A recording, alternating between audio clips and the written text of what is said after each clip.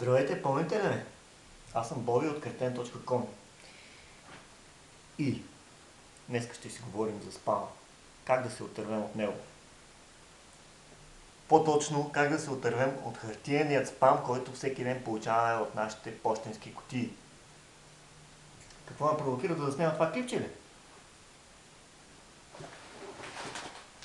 Ето какво. Това ми е спала за една седмица. Скивайте колко хартия, колко дървета отиваха за това нещо.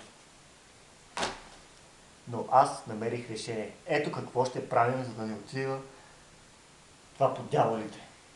За целта ни е нужно купа, червен пипер, черен пипер, оцет, сол. Ще си направим салата от спам. И една свещичка за добро настроение.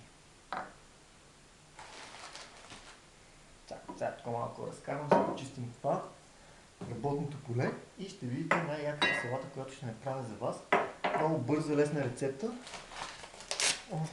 Вкусна, свежа салата от спам. За целта накъсвате малко спам, който е дошъл във вашите площи. Може да го нарежете на едро, но аз го накъсвам, защото го обичам така. Накъсвам, приятно накъсвам спама, който е дошъл в моята поща. Разбираш? Ето 20% отстъпка. Това много питателно за подпомагане на това.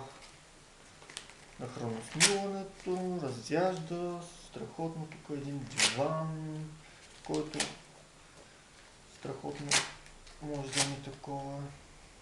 После да акам по-лесно. Хоп-хоп. Пълня кутията с купата с спам.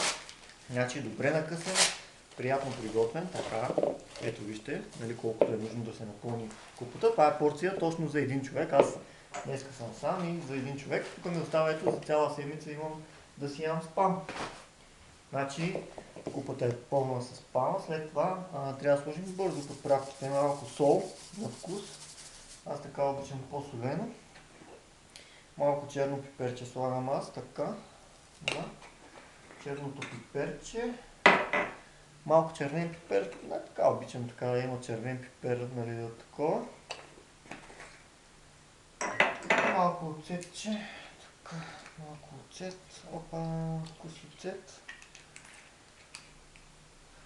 И това е. Получи се страхотна салата от спам. Ако имате желание, може да настържите малко сиренце отгоре и да сложите олио, аз не слагам.